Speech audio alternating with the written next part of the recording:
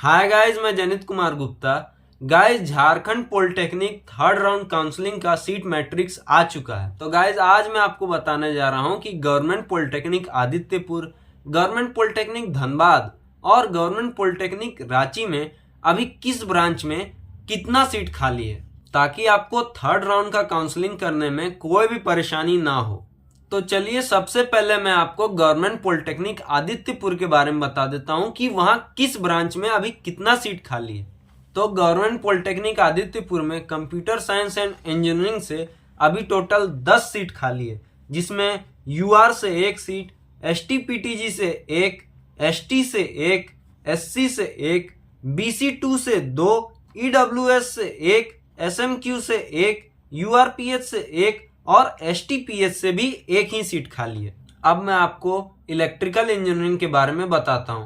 तो electrical engineering में अभी टोटल 4 सीट खाली है, जिसमें एसटीपीटीजी से 1 सीट, बीसी2 से 1, एसएमक्यू से 1 और एसटीडीफ से भी 1 सीट खाली है।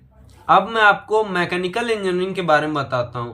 तो मैकेनिकल इंजीनियरिंग में अभी टोटल 6 सीट खाली है, जिसमें यूआर से 1 सीट, एसटीपीटीजी से 1, एसटी से 1, एसएमक्यू से 1, यूआरडीफ से 1 और एसटी ब्लाइंड से भी 1 ही सीट खाली है।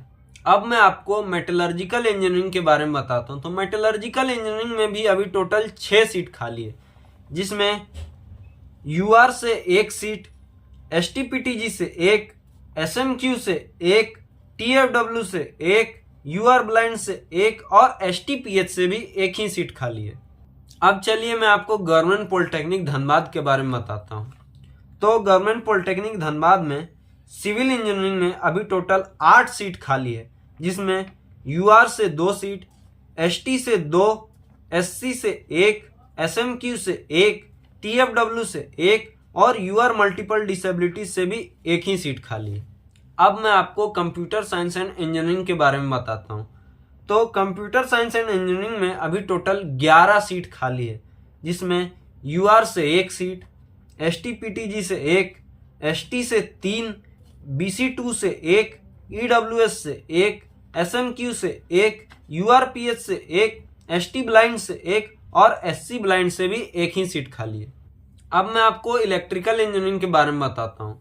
तो इलेक्ट्रिकल इंजीनियरिंग में अभी टोटल 5 सीट खाली है, जिसमें एसटीपीटीजी से 1 सीट, बीसी2 से 1, एसएमक्यू से 1, यूआर मल्टीपल डिसेबिलिटीज से 1 और एसटीपीएच से भी 1 ही सीट खाली है। अब मैं आपको मैकेनिकल इंजीनियरिंग के बारे में बताता हूँ। तो मैकेनिकल इंजीनियरिंग में अभी टोटल 6 सीट खाली है, जिसमें एसटी से 1 सीट, बीसी1 से 1, बीसी2 से 1, एसएमक्यू से 1, यूआरपीएच से 1 और एससीपीएच से भी 1 ही सीट खाली है।